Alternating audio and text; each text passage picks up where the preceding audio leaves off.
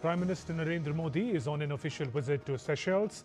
He was received in person by President Patrick Hermeni at the airport and accorded a rousing welcome by members of the Indian diaspora.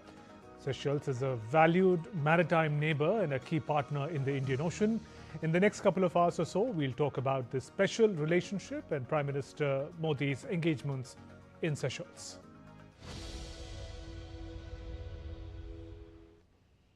Prime Minister Narendra Modi has arrived in Seychelles on a historic visit to attend the Golden Jubilee celebrations of the National Day of Seychelles. Seychelles President Dr. Patrick Hermeni received PM Modi at the airport. Prime Minister was also accorded a guard of honor. The visit underlines the close and enduring partnership between India and Seychelles, rooted in shared values and strong people-to-people ties. Prime Minister Modi received a warm and traditional welcome on his arrival in Seychelles. The PM also welcomed a special performance by community members from Seychelles. At the airport, PM witnessed a special cultural performance by members of the Indian community whose roots trace back to Kutch in Gujarat. They performed a traditional folk song. The presentation also reflected vibrant contributions of Indian diaspora in preserving India's cultural traditions abroad. Meanwhile, thousands gathered to greet PM Modi in Seychelles.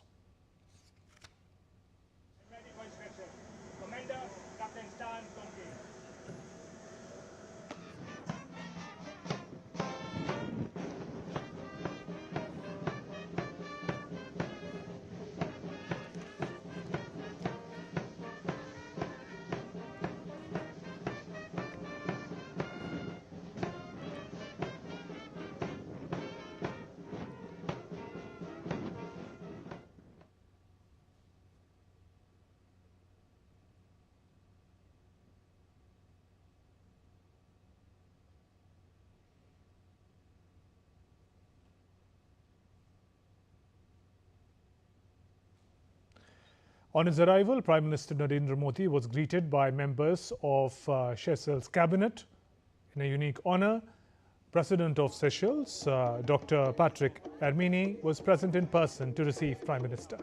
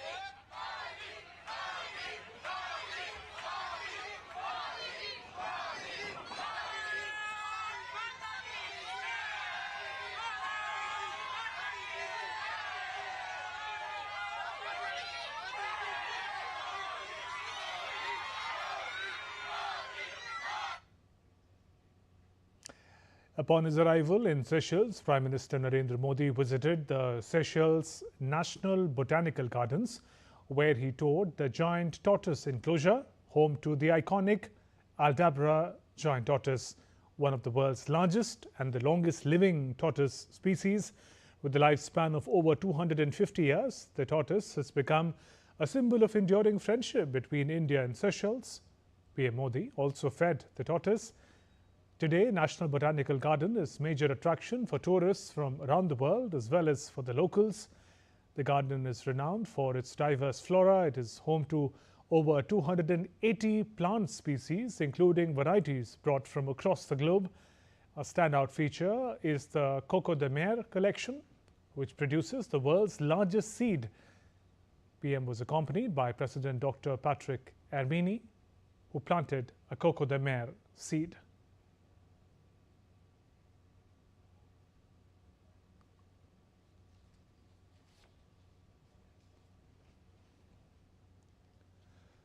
And Prime Minister Modi received a grand and heartfelt welcome from the Indian community members upon his arrival at his hotel in Victoria. Hundreds of members of the Indian diaspora gathered to greet Prime Minister, waving Indian flags, chanting slogans. India's rich cultural diversity was beautifully showcased during special welcome program in Victoria. The event featured chanting of Vishnu Sahasranam. Another performance was a Bharatnatyam presentation that blends a soulful devotional song in praise of Lord Ram with the majestic energy of Shiva Tandav Stotram. PM also witnessed Ananda Shiva Tandavam from the Sapta Tandavam, Lord Shiva's powerful dancing with glory to peacefulness and prosperity to the world.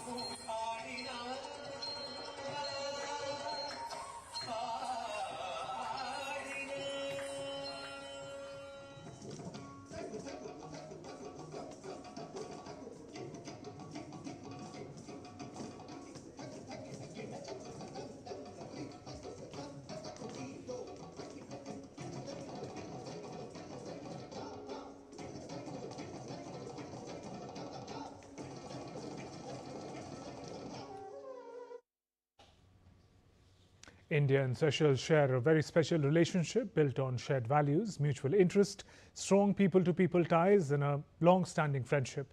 The First Lady of Seychelles, Veronique Hermini, spoke exclusively to DD India correspondent Nikhil Singh. India is a good partner. It is a strong partner to have. I'm not necessarily involved much in terms of the policy decisions of government, but based on that relationship, I can actually see it growing. Like I said, I see it growing, so it definitely seems to be going that way with the Prime Minister's visit. Right. And I think it's a good, it's a good thing for Seychelles. And DD India caught up with Vice President of Seychelles, Sebastian Pillai, who spoke at length on the visit of PM Modi to the Indian Ocean archipelago of Seychelles and how the nation views this important visit. We welcome the participation of Prime Minister Modi, which is a tremendous honor to receive Prime Minister Modi to the Seychelles. We consider Prime Minister Modi strong and I think the right word would be a member of our own Seychelles community, in that we feel that his support for Seychelles has been unwavering, and his outlook on the importance of the Indian Ocean as a zone of peace is an important consideration. And two special guests are joining me now to take forward the conversation on Prime Minister's visit to Seychelles. Let me welcome Ambassador Ashok Sajjanhar, former senior diplomat, and Mr. Sameer Bhattacharya, Associate Fellow, Observer Research Foundation. Good evening and welcome, gentlemen. Ambassador Sajjanhar, if I can come to you first, sir. Your perspective on the significance, the geopolitical significance, regional significance that the archipelago of Seychelles occupies today, and India's partnership with Seychelles. Yeah, thank you very much, Shubhendu, for having me on your show. You're very right. It is a very important maritime partner for us. Seychelles is a very important maritime partner for us.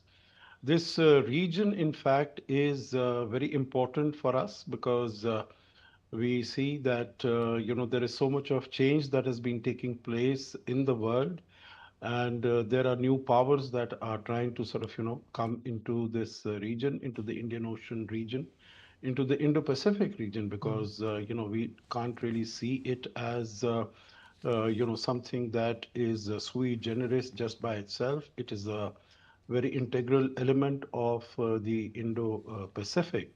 And that is why we see that Sagar, which was launched in 2015 in Mauritius, security and growth for all in the region. So we were talking really about the region of Indian Ocean, and we wanted that all the countries should work together, should collaborate. There should be no conflict, no confrontation, no contestation. And then 10 years later, in 2025, India and Prime Minister Modi has expanded its ambit and coverage to include security and growth across regions, across different regions. So it is not limited only to the Indian Ocean region, but to, it is a mutual and holistic advancement of security and growth. So security and growth continues to be the pillar, but it is we have to work on it together, and it is across regions. So I think in that context, this is a family, it's a community, as the Vice President of Seychelles said. The other element that Shubhendu I would like to mention is, you would recall that in 2015, when Prime Minister Modi visited Seychelles, Yes. it was the first visit by an Indian Prime Minister after 34 years. And now he's going there after 11 years. So, which means that India is truly focused on its partnership with Seychelles, with Mauritius, with the other littoral states of this region, and also of the Indo-Pacific per se. So, the fact that we are very keen to strengthen our partnership, we are very keen to ensure that there is security, have a very strong, robust security and defense cooperation with these countries. It speaks about our very keen interest in ensuring that there is peace, tranquility, prosperity, and growth in the region. Right. Shubhendu. Samir Bhattacharya, if I can come to you, the occasion of Prime Minister's visit also coincides with the Golden Jubilee celebrations of Seychelles National Day. How does that occasion make Prime Minister's visit all the more significant in view of the growing friendship between the two nations? Wonderful. Thank you. Thank you, Shubhendu. Thank you for having me here. I think you asked the right question. So you see, as Ambassador Sajjan had just said, that this is not the first visit even by Prime Minister Modi. He has visited twice in recent years. Actually, if you see, if you go back last year, Seychelles had an election, and unlike many other countries in the region, Seychelles has a proper election. It has a democratic government change. The new government, when Dr. Harmini, he's a doctor by profession, by the way, and when he became the prime minister, he invited, he visited our country about 4 months ago. He visited our country, and he must have invited our prime minister. Now that our prime minister is visiting there on such a big occasion, on the 50th anniversary of their country, I think it gives a signal that Seychelles is actually giving the signal that, okay, India is our number one partner. You see, as Ambassador Sajjanhar has said, that is this Western Indian Ocean region, like Indo-Pacific. When we talk about Indo-Pacific, our focus goes mostly on the eastern part, where China, Japan, Korea, but this Western Indian Ocean is equally important. And Prime Minister Modi, by visiting Mauritius, by visiting Seychelles, by bringing them together, he's showing, he's leading by example that how important Seychelles is for us, and Seychelles is also reciprocating it. They are giving the signal that our 50th and Independence Day, we are inviting India as the chief guest, so not China, not US. So I think this gives a big signal, and I'm sure this while the relationship has historically been very good, I'm sure this visit will bring it even stronger, make it even stronger. Right. Ambassador Sajana, taking cue from what Samir said about the elections in Seychelles and Dr. Patrick Ermini coming into power, has that change of leadership has had an impact on growing ties between India and Seychelles in the recent month and years? Would you say? Yeah, Shubhendu, if you permit, before I respond to your Please. question, just taking on from what, the other panelist, he just mentioned, that, it is, as far as India is concerned, you would remember that in 2017, when we had Prime Minister Modi, he participated in the Shangri-La dialogue and he spoke on the Indo-Pacific initiative.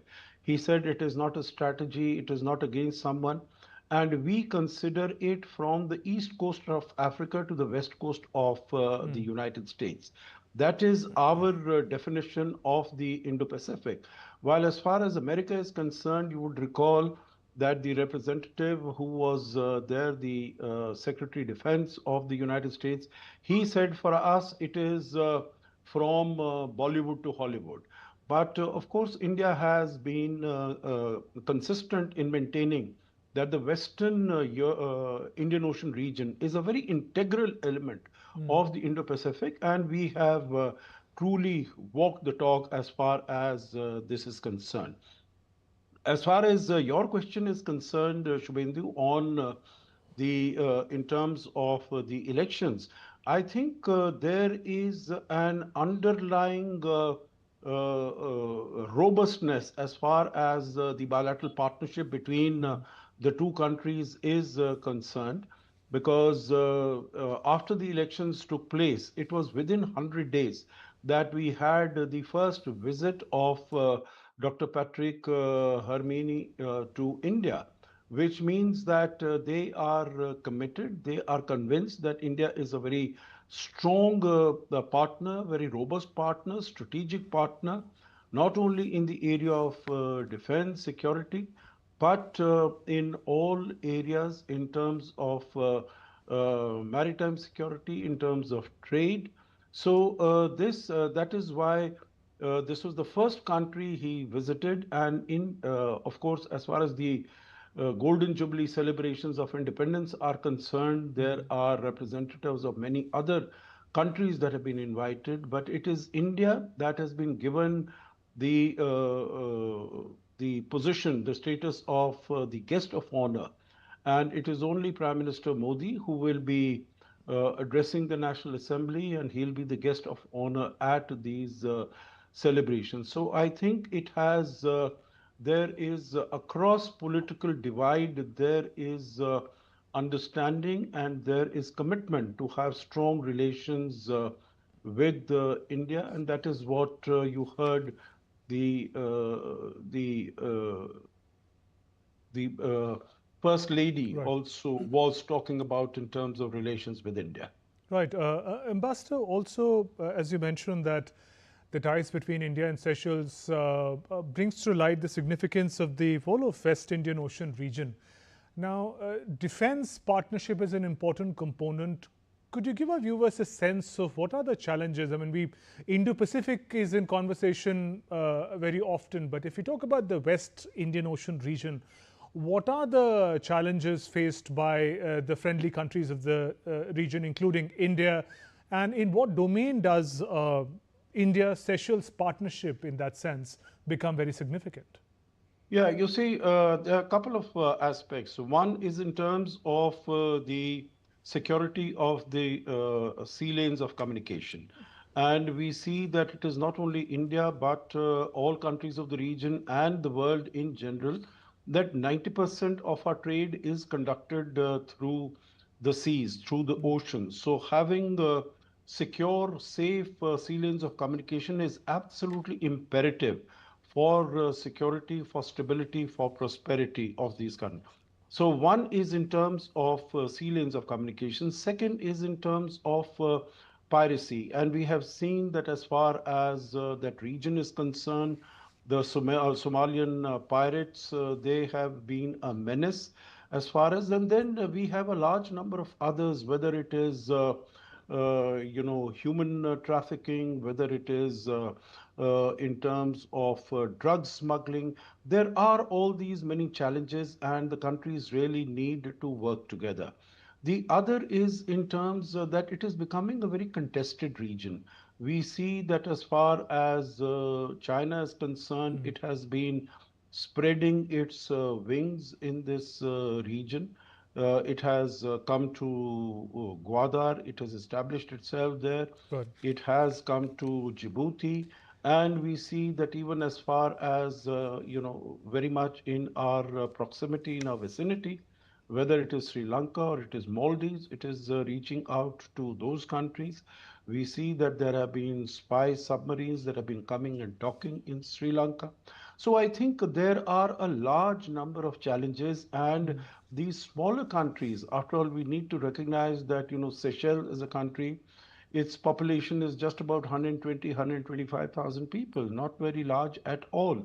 In terms of the land area, it is about 450 square kilometers. Of course, its your economic zone, the exclusive economic zone, would be is huge.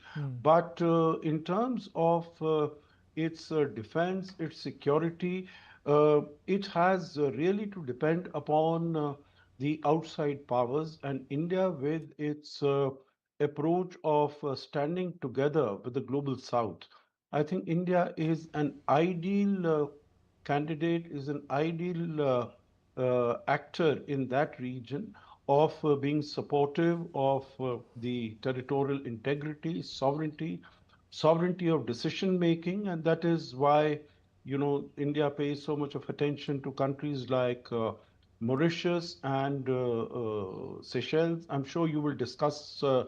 Shubhendu, you'll be discussing as to how we have strengthened the defense and the security by providing them with coastal radar surveillance systems, in terms of providing the patrolling vessels, naval vessels, patrolling boats, in terms of giving the Dornier aircrafts, that we can discuss. But the point here is also we need to be mindful that when China is coming out with its Belt and Road Initiative and trying to, there are, we have seen the debt trap that has been there in Sri Lanka, definitely in Pakistan and many of the other countries. The countries, they would be suffering from debt trap. So these developing countries definitely have to be mindful of all such challenges, and India is seen as a partner which is working towards the benefit, towards the advantage, and towards security and prosperity of those countries, and doesn't have an agenda of its own to take forward. Right. Ambassador, we'll talk about those defense interventions that India has made in the region. Particularly, Prime Minister's engagement in a short while from now would be in that domain. Samir, let me come to you just to build upon the point that Ambassador mentioned about how this Western Indian Ocean region is also a contested space with China and its own agenda, with huge funds that it comes in to sort of provide financial loans to countries, the manner in which they lead to debt traps and other challenges. Help us understand India-Seychelles partnership in that sort of a backdrop where the countries have experienced the challenge of easy funds from China. Yeah, see, this is not a very easy question to answer because China is all pervasive. It's not just spreading its wing; it has actually spread its wing. So, if you see in that region itself, for example, in with Mauritius, it has a China wants to de-dollarization. It is doing. It has a bank which is doing you can do trade with yuan. Then I think very recently China has announced that the all when when Donald Trump is saying tariff is shouting tariff for every country. China said that it will be tariff free for all African countries. And in Seychelles itself, I have just heard that there is a plan that China will open a new bank where you can trade with yuan. So these are the developments which India needs to counter. So it is not going to be very easy. But India has certain things which China does not have. One thing is trust. India has the trust. So, for example, since if when in today's 50th year, so when their first independence day was celebrated, even then there was an Indian patrol boat was present in that island. In the last 50 years, India has been a steady partner, I would say a preferred partner for Seychelles. So in 2019, when there was a cyclone in that region, India was the first country to, go there and save people, or say, for the disaster. This is the region which is very much prone to disasters. Then, so India, over the years, India has built its credibility as a security provider, as a first responder to the disasters. Second, as Ambassador Sajjan has said, that over the years, India has gifted many patrol boats, two Dornier aircrafts with them. These are the things that Seychelles needs, and it shows that how Seychelles trusts India. I think the third aspect is also will be hydrography. So the hydrographic mapping, as Ambassador Sajjan also said, that the country has an immense exclusive zone, and that zone needs mapping. The maps that exist, those are old colonial times, and now they need mapping. And I think I am sure there will be some discussion on these regards. There will be more, India's support for doing these hydrographic mapping, and these are the things which require trust. So India has the trust. And finally, I would say that about the diaspora, as we can see in your screen, how Indians are, dancing with the joy. That is also one thing. Right. Ambassador Sajjan Har, the very vision of Mahasagar, for our viewers, I could just suggest what the acronym stands for: Mutual Holistic Advancement for Security and Growth Across the Region. This vision that India had, expansion of that Sagar vision to Mahasagar, how does it apply to partnership with Seychelles, particularly in the defense and security related interventions that you were talking about? I'm told that today there would be another occasion to hand over a fast petrol vessel by India to Seychelles. How do these these kind of inputs help Seychelles in tackling their day-to-day challenges in the region? Yeah, thank you, Shivendu, for this question. Excellent, because I think these smaller countries in the region, they definitely recognize what are the challenges for them, and they look upon India as a country, as a partner that comes to them and extends a hand of friendship and support with no strings attached. And I fully agree with what Professor Samir Bhattacharya said just now in terms of the challenges that are being faced, and how India is responding, and these are being taken in that spirit by the people of Seychelles. And what you have mentioned very rightly, because these countries do feel that being such a small country in terms of area, such a small country in terms of population, that they need to protect themselves, and India is ready to do that. What Professor Samir mentioned about hydrography, also extremely important, because this is was discussed, and there was one of the four agreements that was signed in 2015 when Prime Minister Modi had gone, was on hydrography. And in fact, at the end of 2015, there were already hydrographic vessels that had gone from India, trying to help out, trying to map out in terms of the maritime domain that comes under the purview of the sovereignty of Seychelles. So it is very important. But I think what Seychelles also recognizes, that when we are talking about Mahasagar, then it is goes beyond just maritime security.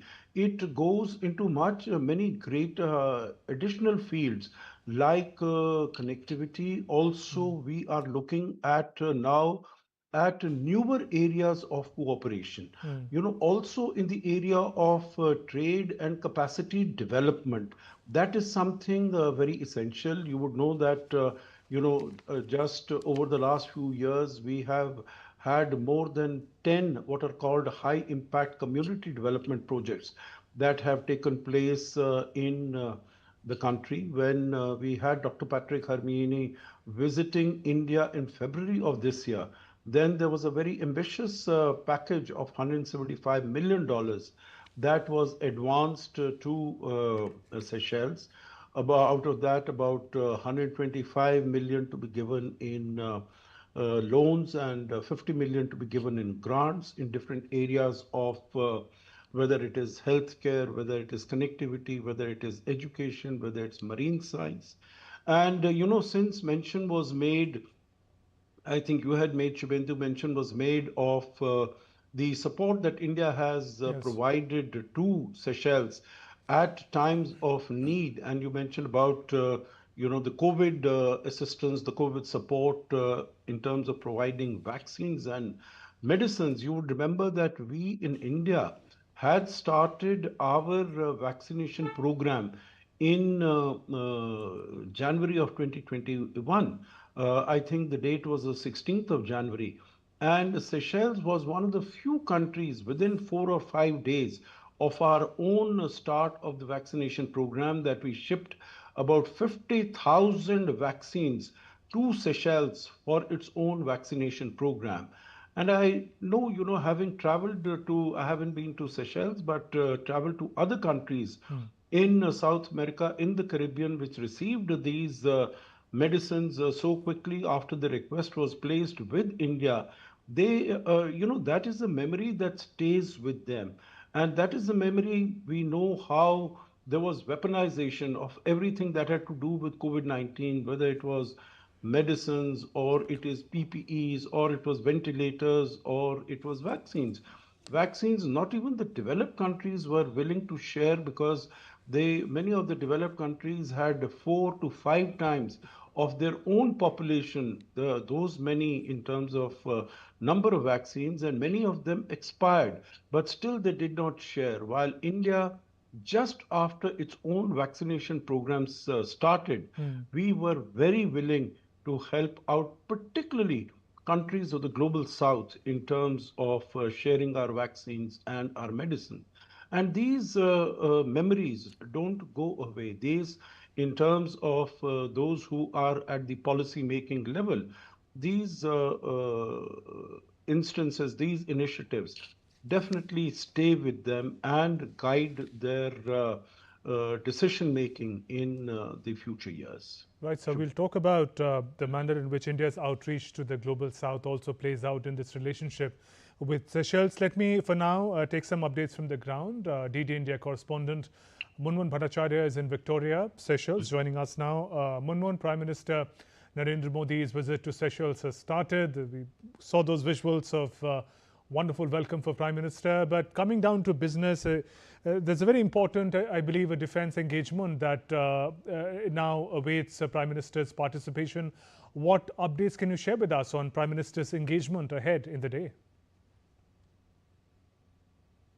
All right, Shubhendu, for that we will need to wait a little for the details to be revealed. But I can tell you that so far it's been a very electrifying day with the Indian diaspora welcoming the Prime Minister in different roles. The President going to the airport to receive the Prime Minister. Prime Minister is the guest of honor here for the 50 years of Independence Day Golden Jubilee celebrations. Then he went to the National Botanical Garden. There he interacted with Aldabra tortoises. They are very endemic to Seychelles, and they are like a national symbol of Seychelles, and they have lived up to 250 years. And if you look at their weight, then a male Aldabra tortoise weighs around 250 kgs. A female Aldabra tortoise weighs around 175 kgs. There's a history also when it comes to them and India, because in 1875, during the British East India Company era, sailors had brought one Aldabra tortoise to Kolkata, then Calcutta, and then in October 2014, the then president had gifted 2 Aldabra tortoises to a zoo in Kolkata, and then in 2018, the then president of Seychelles had gifted the Aldabra tortoises to Hyderabad Zoo. So a lot of time really dedicated to making the right message and sending out the right message when it comes to biodiversity conservation and restoration. And other than that, the cocoa de mer tree, which is the national tree of Seychelles, was planted as a sapling jointly by both Prime Minister Narendra Modi and President Patrick Herminy. And now, of course, like you said, something extremely important is going to play out. But let the Prime Minister first be there at the event, and then I'll be able to give more details. Sure, there's a surprise element to that. Munmun, meanwhile, you've been engaging with the top leadership of Seychelles. Can you give us a gist of their perspective on how they see India as a power and the significance that they attach to Prime Minister Modi's visit? Right. I have spoken to the Vice President, Foreign Minister and Chief of Defense Forces of Seychelles, and they see this relationship with India as extremely special. No wonder India has been given the guest of honor status. There are dignitaries from other parts of the world that have been invited to Seychelles for the 50 years Independence Day celebrations. But it is Prime Minister Narendra Modi who has got this pride of place, and he will be attending those celebrations and the parades that will take place on the evening of the 28th of June. A military contingent from India and 2 naval ships will be participating. This relationship is extremely significant in the defense and maritime security cooperation domain, because India has been gifting patrol vessels and training their personnel to use them. India has gifted Dornier surveillance aircraft, in fact 2 of them, and also trained their personnel on using them. These they are using for controlling oil pollution, for search and rescue, and also for surveilling their maritime zone to combat piracy, to combat drugs and narcotics trafficking, to combat illegal migration, human trafficking, IUI fishing, which is illegal, unreported, unregulated fishing. So those areas are some of the most dynamic areas of cooperation between India and Seychelles. And Seychelles recognizes that India has played a very, very important role when it comes to bolstering its maritime surveillance capabilities. And Seychelles expects more help in terms of technologically advanced equipment that it could hand over to India, in fact, could hand over to Seychelles, for instance, drones, unmanned aerial vehicles, unmanned vessels, which can use unmanned drones, and also, you know, those equipment that can stay in the sea, in the air for a longer time. They're also expecting help in terms of cybersecurity from India. That's what the Chief of Defense Forces of Seychelles told me. Also, a lot is happening in terms of training exercises, because there's a biennial exercise, La Métier, that takes place once in 2 years. Earlier this year, it was held in Seychelles.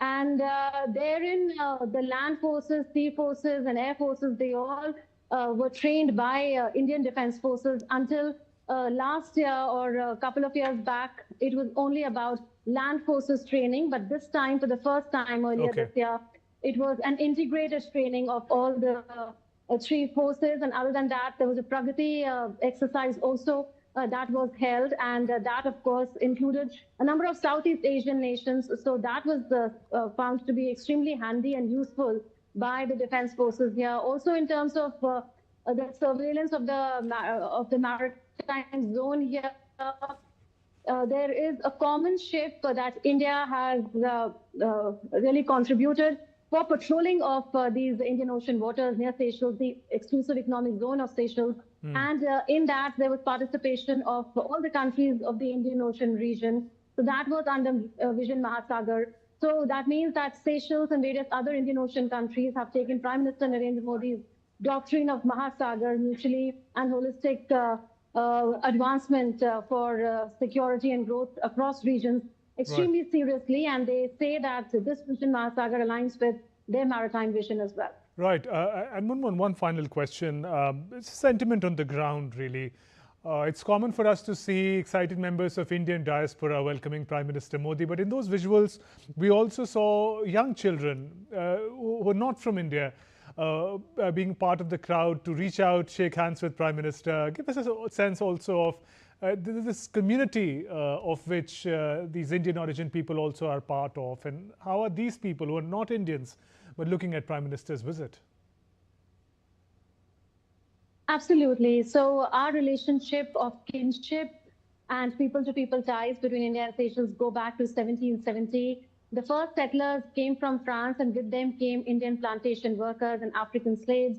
So India is very much part of the social fabric of Seychelles. The Indian community contributes a lot to Seychelles' economy, to Seychelles' tourism, etc. And there is a recognition and admiration for India here in Seychelles, and that cuts across age groups. Because even the performers were very young here at the hotel when the Prime Minister arrived. One of them, in fact, was a Sri Lankan citizen who was performing for Prime Minister. And you are right, there were children, there were elderly, there were people cutting across all walks of life. There were a lot of Gujaratis, particularly at the airport. They are all Seychelles citizens now, or they are NRIs or persons of Indian origin. They were extremely excited there. We saw children there. We saw children here as well at the hotel. So that is the sentiment that really cuts across. It's a cross-cutting sentiment as far as the age groups is concerned and various walks of life in Seychelles is concerned. So there is love and admiration for India because we have stood by Seychelles in its tough times always. Yes. So that is what they recognize, and I could sense that in my interviews with the Vice President, with the Foreign Minister and Chief of Defense Forces. They feel that India has been a friend in need, a friend for all times. Munmun, thank you very much for joining us with those updates. We'll keep coming back to you for more. DD India's Munmun Bhattacharya getting us those updates from Seychelles. And two special guests continue to be with us, Ambassador Ashok Sajjanhar and Dr. Sameer Bhattacharya. Ambassador Sajjanhar, I'm tempted to bring that question about the diaspora, and while we play those visuals also with you, a small population of Seychelles, you mentioned about 120,000, of which some 7 to 12% of people of Indian origin or Indian connect. But this vibrancy that we see on our screens, the manner in which Indian culture is not just preserved but celebrated.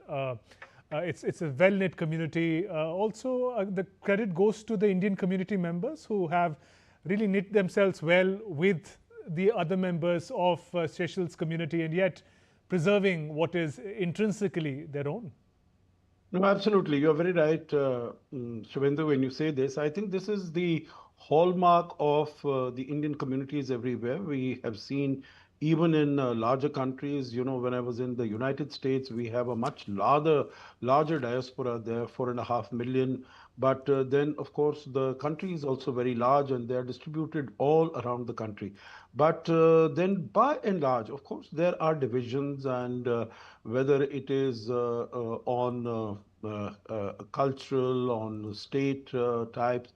But otherwise, as Indians, when there are issues of Indian interest, they do tend to come together. And here, this small people of Indian origin who came about 1770, so which is more than about 250 years ago that they came here.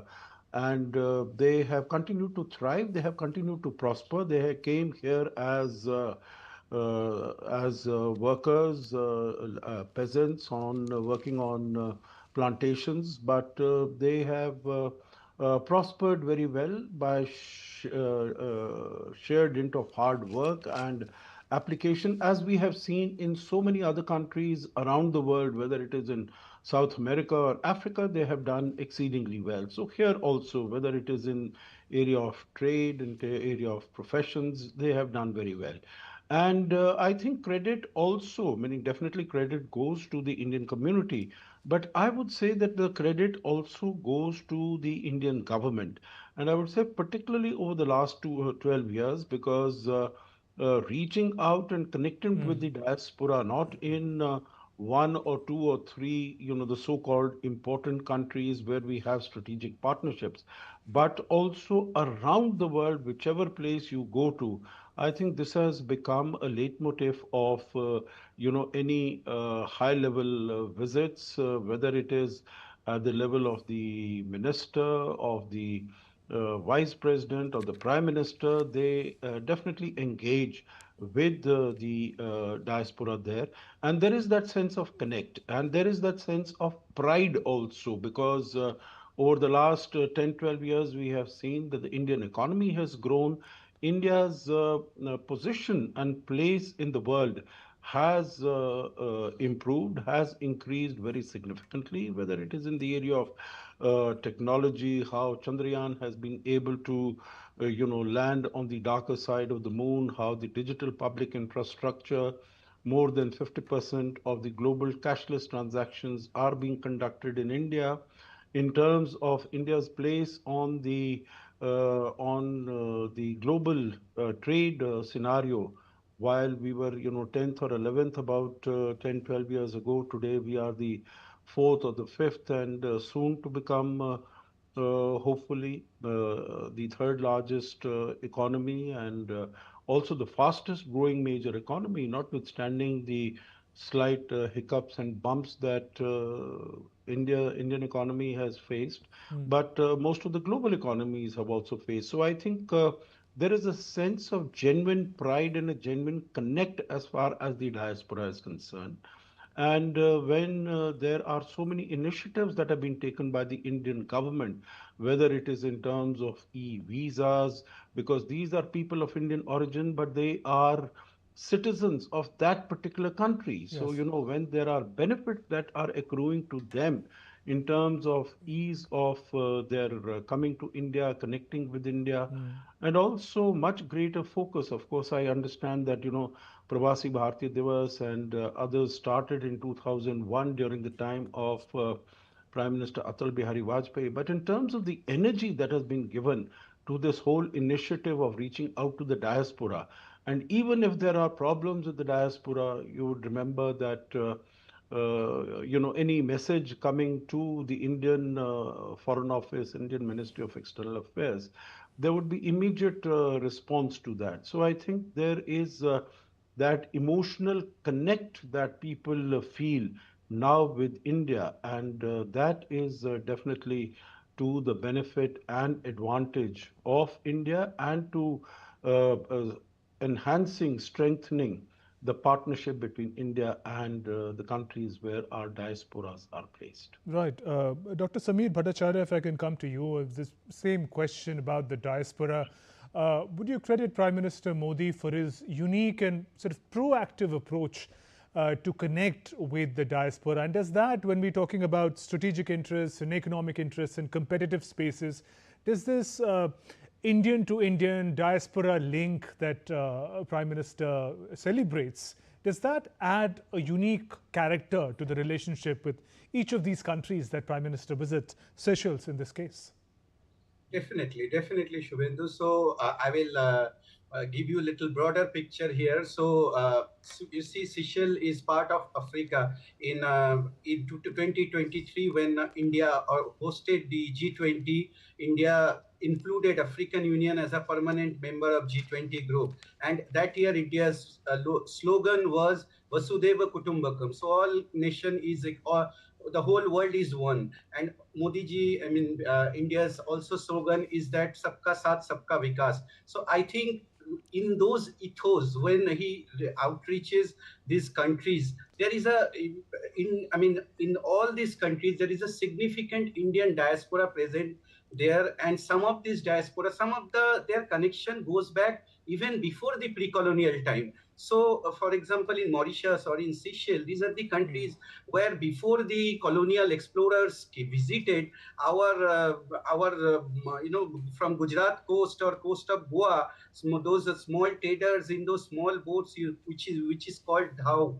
They used to travel using the monsoon wind, and some of them, they got settled there. And today you can see how they're impactful, how they're contributing in different spheres of life, be it through economic engagement, be it political engagement. Sometimes it is the nation building. So these people are very active in their life, in their And in the morning when I was seeing the after he reached, before that I was checking how, you already asked the question, how, why Seychelles people from Seychelles, they are also reacting such a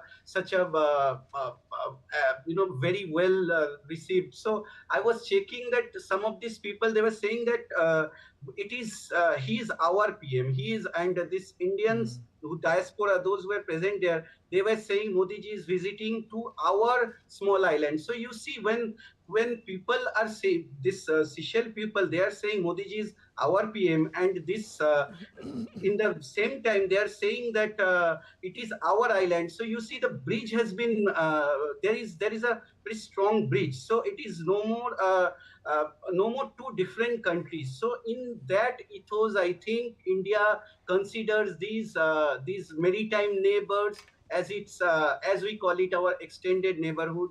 And I think this visit, with this, whether it's Seychelles, whether it's Mauritius, it is going to be the same, where the one.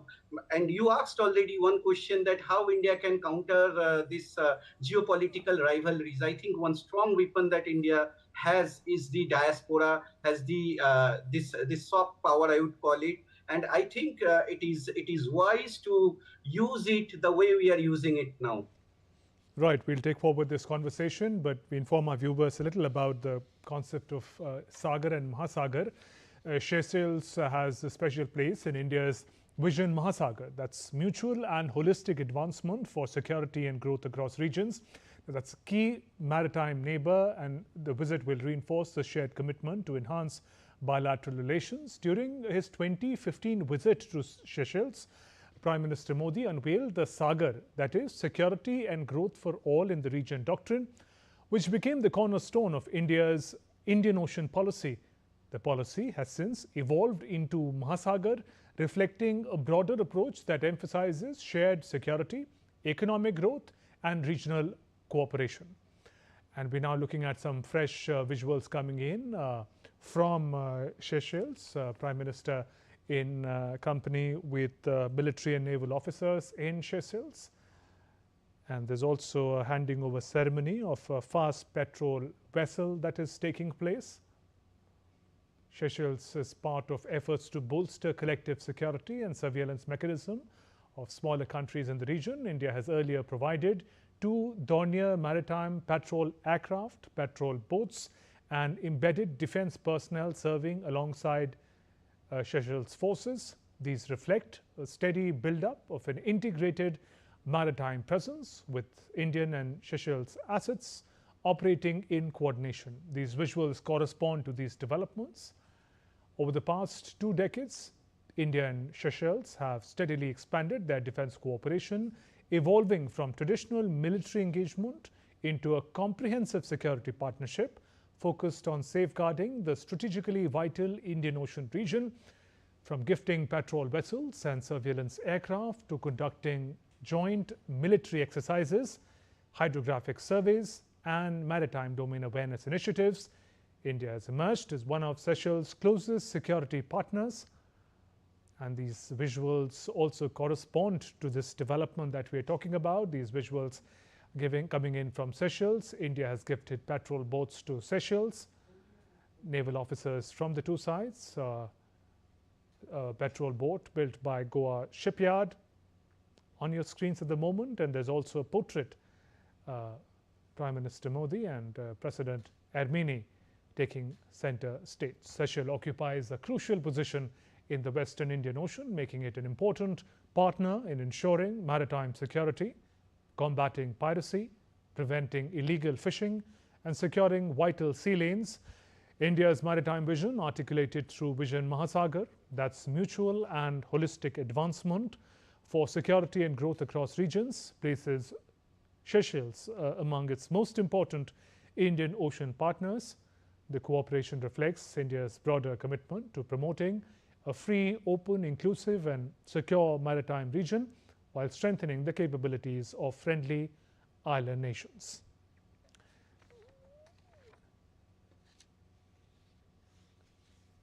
These visuals coming in from Seychelles, Prime Minister Narendra Modi participating in a handing over ceremony of a fast patrol vessel India handed over SCGS Lespovar to Seychelles in presence of Prime Minister Narendra Modi.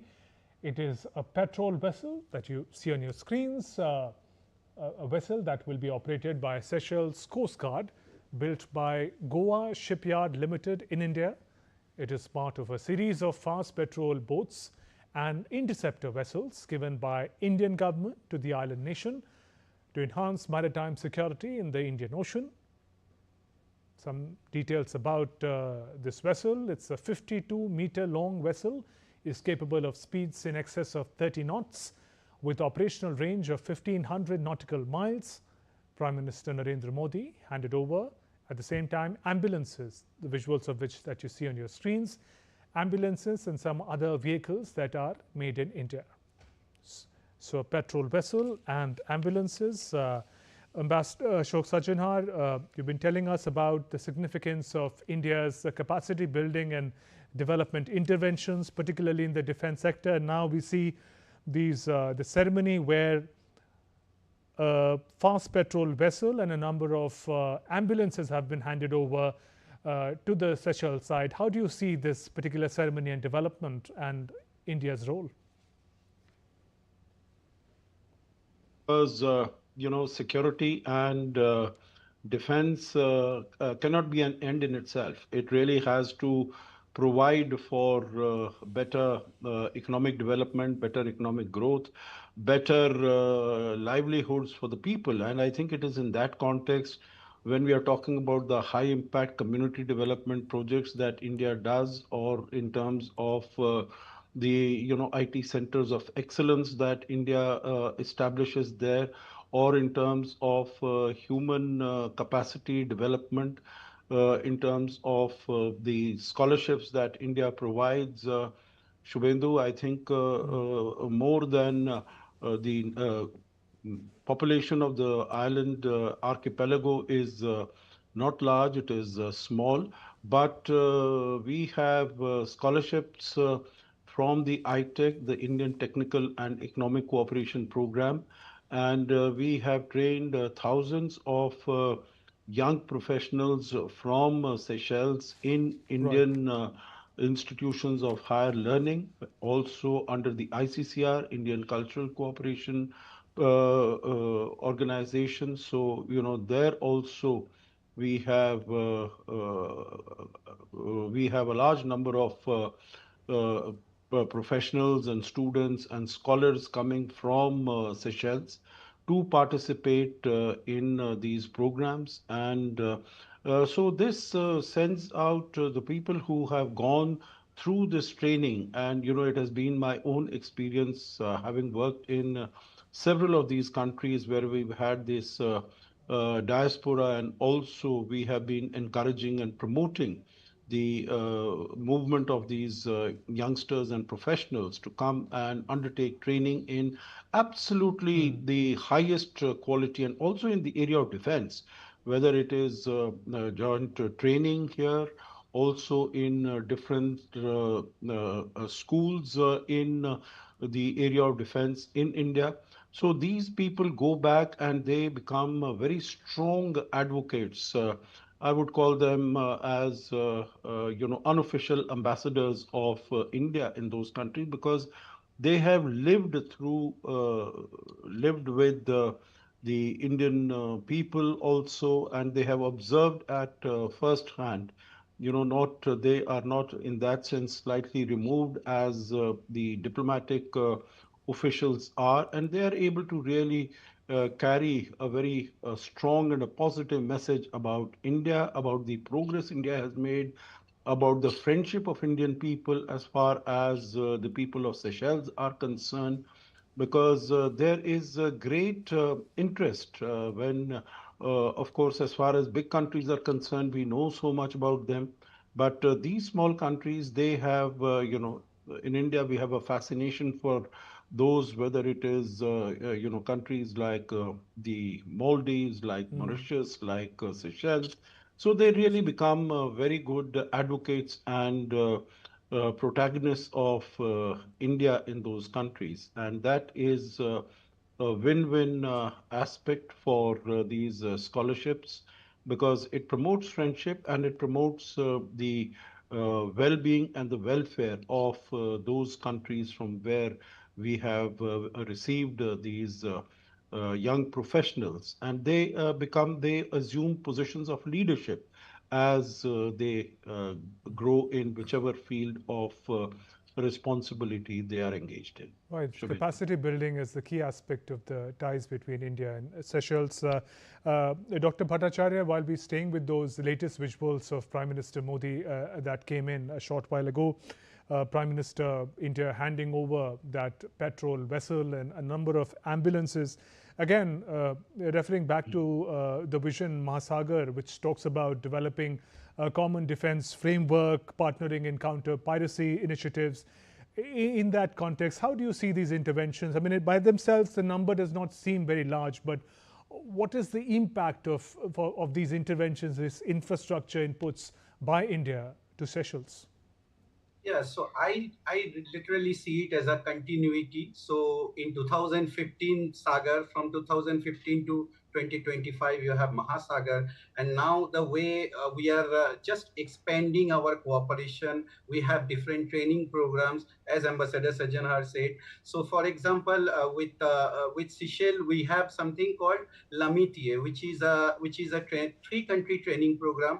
But I am hoping that after this visit, there will be probably some bilateral training exercises that we are going to institutionalize. In fact, Seychelles also participated in our Milan exercise 2 months ago. And so this partnership has remained strong. The training, the different scholarships that Ambassador Sajanhar mentioned, those and many others. For example, India has opened in recent years, India has opened one IIT campus in Zanzibar. India has opened one law university, National Law University in Uganda. So I will not be surprised if India decides to open a new a training institute, a vocational training institute in Seychelles. In that region, there is a very important need of climate change adaptation, climate change mitigation. So our Barefoot in College or even International Solar Alliance, these are the organizations which are very active in that region. So but my thought is that this initiative, I mean, people to people must be in the center, but this government to government cooperation is also needs to be strengthened in a institutional manner. It should not be an episodic. So now that Prime Minister Modi visiting it twice, and this year itself this is a reciprocal visit. I think this signals the importance that we give to this region, and this signals that we are it's a continuity. And I am sure that there will be I'm looking forward to the concrete MOUs or concrete action plans that the two country leaders are going to sign, and how these plans are going to implemented in the coming days. Because Mahasagar is not a rhetoric; it is a need. It is about the security of that region, and India also has some partner countries in that region. India has the support. For example, this Seychelles, Mauritius. These are the countries which are part of an association called Indian Ocean Commission in that region, and France is also a partner organization in that region, in that organization. So these are the India should not. I mean, it is definitely not working in silo, and I think together with like-minded countries like France, like Japan, even in USA, if it wants to be, we should build a partnership, and we should work for a free and open Indo-Pacific, as Japan likes to call it. Right. Ambassador Ashok Sajanhar, taking cue from what Dr. Bhattacharya mentioned about climate change, I mean, security has many dimensions. One dimension could be securing one's interest in the face of climate catastrophe. Isn't sustainable development then an important aspect of India-Seychelles partnership, not only because island nations like Seychelles are particularly vulnerable to rising temperatures and sea levels, but also in terms of International Solar Alliance and other such interventions that are led by India. Countries like Seychelles have been particularly important partners and beneficiaries, would you say?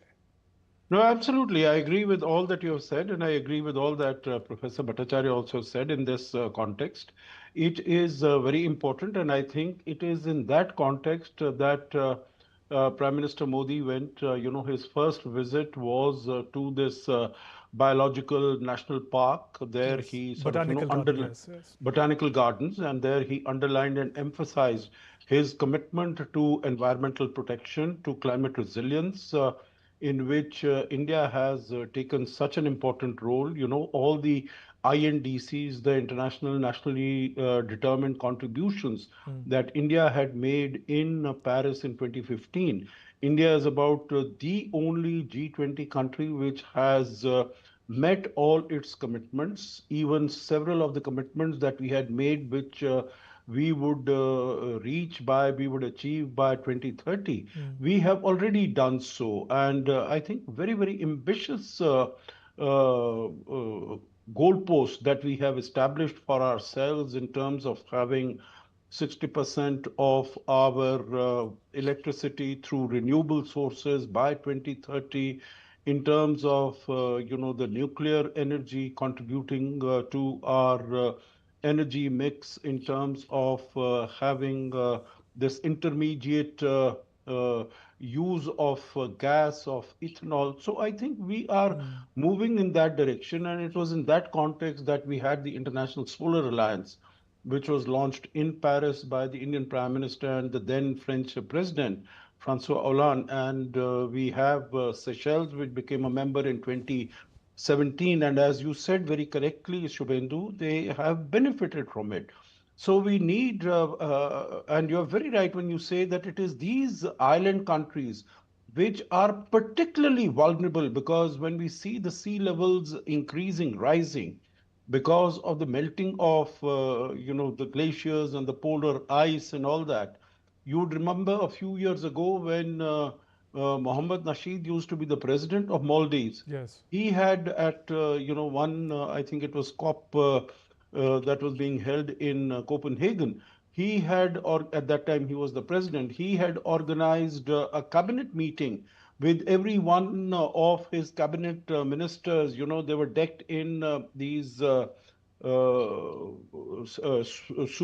swimsuits, and they were holding this meeting underwater, because he wanted to give the message to all the decision policymakers that this is what is going to be our situation if you do not have any control over fossil fuels and coal and other forms of energy. We need to go control that. We need to go through on the path of renewables.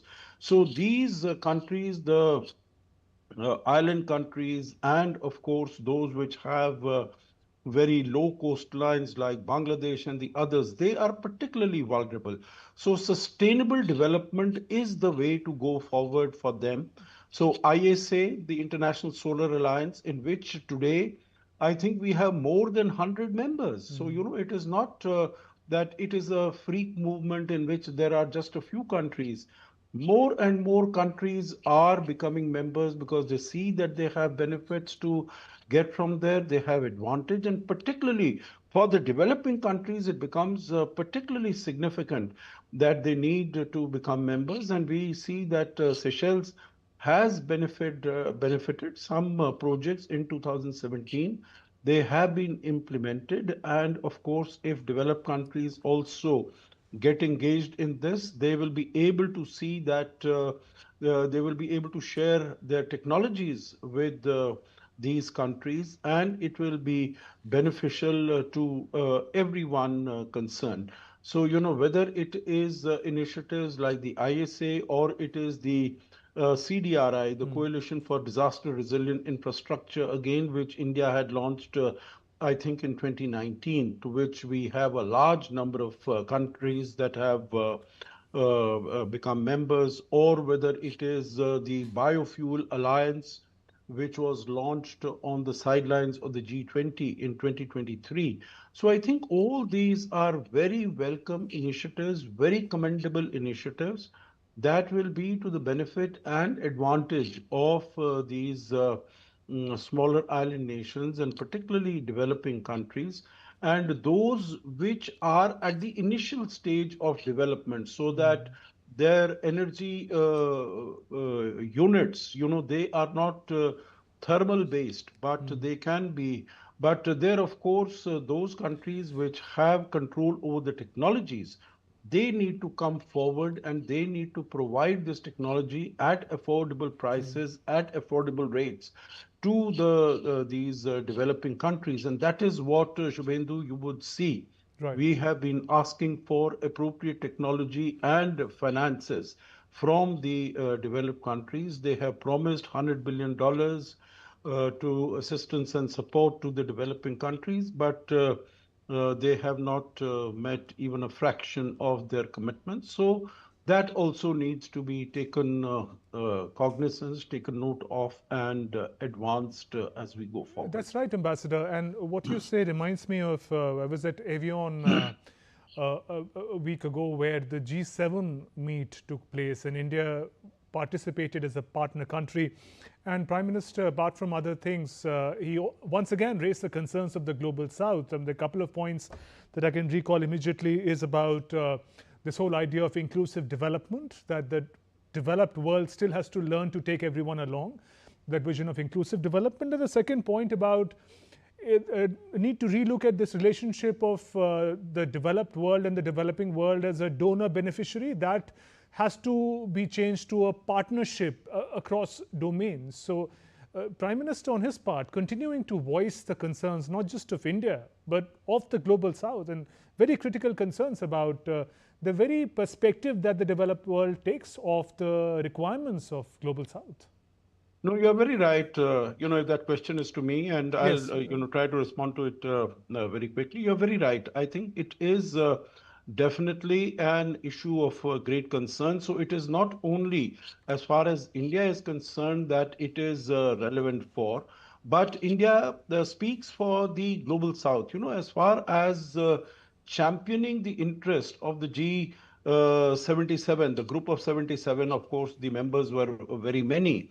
India was always working towards that. But I think India's role as a champion of the global south got that prominence and increased in terms of its profile and visibility when India organized this Voice of the Global South summits, first in January of 2023 and then again in November of 2023. The first one basically to get the inputs from the developing countries.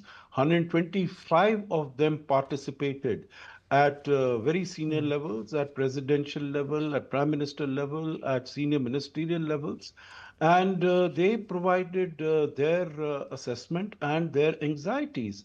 Because what India's view in that, Shubhendu, was that there are these 20 most powerful and the largest economies of the world discussing the challenges of the world and trying to find solutions. Yes. While those countries which are affected the most, which is these developing countries, they are not in the room. They are waiting outside the room, waiting for, seeing what the decisions of these countries are going to be. So we need to get their voices also reflected in the deliberations that take place amongst these 20 large countries.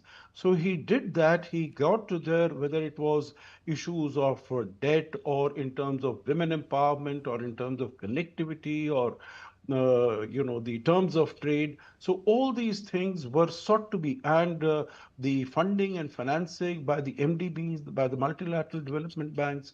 So all these issues were included, and then we had the second Voice of Global South Summit in November, and then the third one also in 2024. So I think India's role has increased, and that is why I feel that India is a regular invitee to all these G7 meetings. Now it was the seventh consecutive time that Prime Minister Modi was invited for the G7 in Avion, for which you covered, Shubhendu. But that is also because India doesn't speak only for itself. Right. India speaks for the global south. And I think there is some faint recognition amongst at least some countries of the G7. I know as far as Japan is concerned, maybe a little bit of France, a little bit of Canada. that we need to take the global south with us if we have to have a sustainable global security and development architecture. Then the global south has to be an integral element. And in that sense, Prime Minister Modi is always invited to articulate that and to ensure that that does not get left off the table when discussions are held on these important issues in the G7. Right. Dr. Samir Bhattacharya, we're staying with the theme of the global south. How do you also see the manner in which India walks the talk as far as forging equal relationship with partner countries are concerned, when India says that the global north must look at the global south as a partner country, not a donor beneficiary relationship? I want to talk about it particularly in the domain of digital public infrastructure strengths that India shares with its partners in the global south. It is an example of the manner in which you share your best practices with your partner countries, not with certain interest in your mind, but keeping in mind their requirements, their unique requirements, and tailor making your intervention as per that. Yeah, sure. So I think the best example Ambassador already gave is the Voice of Global South, and another example was the G20 when India helped African Union to become a permanent member.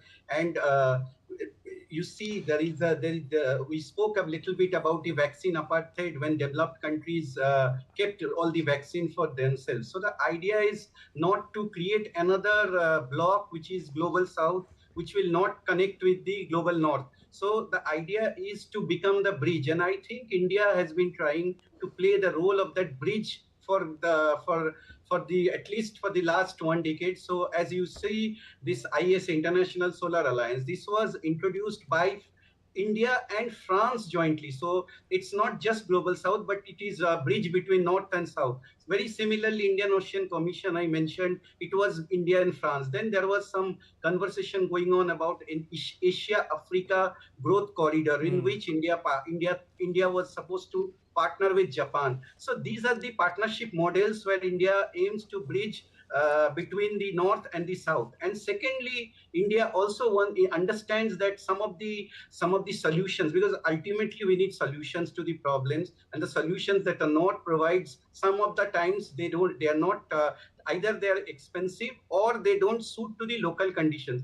Now India, for example, for the countries of global south like African countries, the Indian experience and at a very low cost solution, those are very much welcome to these African countries. So as you rightly mentioned, digital public infrastructure, digital identity, then even vaccine manufacturing, these are the skills that India has, and India is trying to do the capacity building through a partnership model. So instead of selling the vaccine, if India opens a vaccine manufacturing organization, a manufacturing unit in Africa or in one of these global south countries, like India opened this IIT Madras in IIT Chennai in Tanzania. So these are the model through which we are just walking the talk. We are not trying to give you the solution, but we are building the solution. And I think this was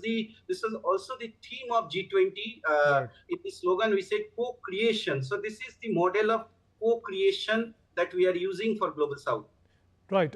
Ambassador Sajanhar, both you and Dr. Bhattacharya spoke about India's Vaccine Maitri initiative. Now, I want to spend some time on the health cooperation in the health domain, where also we have those visuals of ambulances being handed over from India to Seychelles. Not the first time when a set of ambulances have been handed over. It's happened in the past as well. And there was an important development earlier, sir, Ambassador, where the two leaders in the last visit of the President of Seychelles to India, the recognition of Indian, what is referred to as Indian pharmacopoeia, IP by Seychelles, thereby making the procurement of Indian generic medicines, the Jan Aushadhi, which has been transformational in India. Also, their procurement becomes easy to a foreign country like Seychelles. How do you see this whole ecosystem of health intervention that India is making possible and Seychelles, and the benefit, although it's a small population, but the far-reaching benefits that Seychelles can get from this intervention by India, sir. No, absolutely. You're very right. Health is a very important issue. Whether the population is small or large, Yes. I think health means, makes a great deal of difference. And you would recall that when the president of Seychelles visited India in February, amongst the 7 agreements that were signed, Shubhendu, the topmost was on health issues, Yes. because all countries are concerned about the health of their people. And that is what you see, that when a country is small, and even in terms of the professional standards in different areas is not all developed, then health is an issue. As far as infrastructure is concerned, if it is not of the highest quality, you can still live with it. But as far as health issues are concerned, you really need help, you really need support, you really need hospitals and trained professionals of that level and medicines of that level. And India is, it's became the vaccine capital of the world in 2020, late 20s, and the early decades of the 2020, because you would even recall that the first meeting that took place of the Quad, now it appears to be very, very far away, because we Yes. don't know when the next summit of Quad is going to be held. But, the first meeting that took place in April 2021, after Mr. Biden had taken over, and that was a virtual, the first summit meeting, because before that it was taking place at senior official level. And one of the issues, there were 3 issues. One was critical minerals, the other was climate change, and the third was vaccines. And it was said that India is going to manufacture 2 billion vaccines for countries of the Indo-Pacific, and we are going to share it with them. There was, in terms of funding, etc., it was to come from the United States and Japan, and in terms of propagation distribution, it would be done by Australia, but manufacture was to be done by India. So India has emerged as the vaccine capital of the world. India has emerged as the pharmacy of the world. And particularly, I think this Jan Aushadhi program that you mentioned, Shubhendu, and this has become extremely popular because it guarantees high quality. And all the money that is going to the big pharmaceutical firms, just because of their branding, while the Yes. chemical composition is the same, that it is the role of the middleman that is cut out. So you have equally good in terms of quality medicines, and at much lower prices, that is made available. And it is, I think, proving to be very, very transformational, not only in India, but in large number of other countries, even in developed countries. So we see that Indian generics are going increasingly to Europe, going increasingly to the United States. So I think if it is countries like Seychelles also which come on board, it is going to be extremely helpful for them. And not only in terms of the basic medication like paracetamol or some other normally used medications, but even more, of course, not to those which are under IPRs, that might still not be available. But Sure. as medicines come out of IPRs, I think it'll be increasingly possible, whether it is for lifestyle ailments and diseases like diabetes, like heart, like so many of the others. Yes. It would make them available much more readily and at much more competitive prices. So health is a very important issue. Like we have, in this, I mentioned about the 10 high impact community development projects that have been established in Seychelles by India. And there are health related projects also in that. And I'm sure health going forward, health will be a very important issue of deliberations that take place between Prime Minister Modi and the Seychelles president in the coming days during the visit. Right, and India handed over SCGS Lespebar to Seychelles in presence of Prime Minister Narendra Modi. PM Modi also handed over ambulances and some other made-in-India vehicles. Seychelles Minister of Foreign Affairs and Diaspora Barry Ford thanked Prime Minister Modi for the donations and hailed the ties between the two nations. I wish to express our sincere gratitude to you and through you to the government and people of the Republic of India for the generous donations being handed over today, namely the fast attack craft SCGS Lespoir, multi-purpose vehicles, laser class sailing boats, ambulances. Prime Minister Modi, the people of Seychelles are very thankful to you. The donations we received today are a testament to the enduring friendship, cooperation, and goodwill that have long characterized the relationship between our two countries. Together, these donations will make a meaningful contribution to key sectors including food security, healthcare, infrastructure development, and maritime security. High point there for India-Seychelles relations. And with that, we conclude this special presentation. Many thanks, Ambassador Ashok Sajjanhar and Dr. Samir Bhattacharya, for joining us in this program and sharing your valuable perspective. Meanwhile, news and updates and Prime Minister's coverage of Seychelles visit continues on DD India after a short break. Namaskar.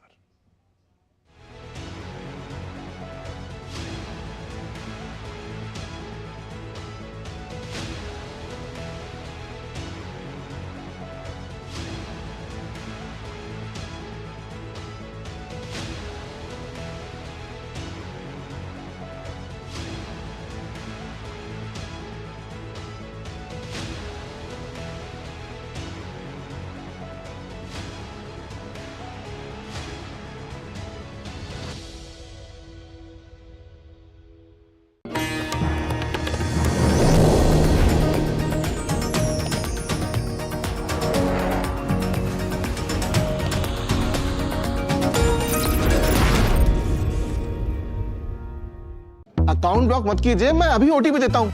Shankar, थोड़ा ध्यान से। Sir, आप थोड़ा ध्यान से। Bank कभी OTP, pin या आपकी पर्सनल जानकारी नहीं मांगता। ये फ्रॉड है, फ्रॉड। आरबीआई कहता है ओटीपी या पिन के लिए कॉल या मैसेज आए तो थोड़ा ध्यान से।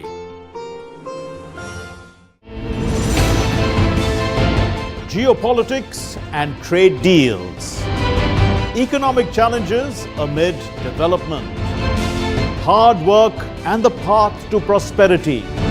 It's the economy always. Between walkers, money is what money does and says. Supply creates its own demand. Between the bulls pulls and bears tears. When supply chains globalization and India rises to the podium, we'll get you centered with the economic brief at 8 p.m. every Thursday on DD India.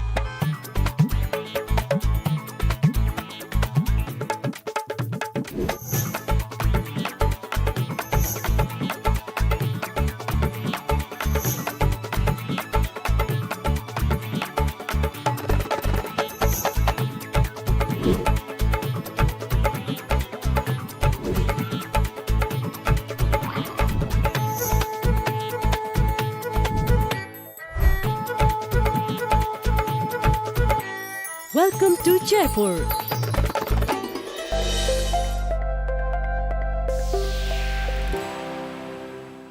Hello and welcome to Defense Dynamics. I am Danveer Singh coming to you from New Delhi.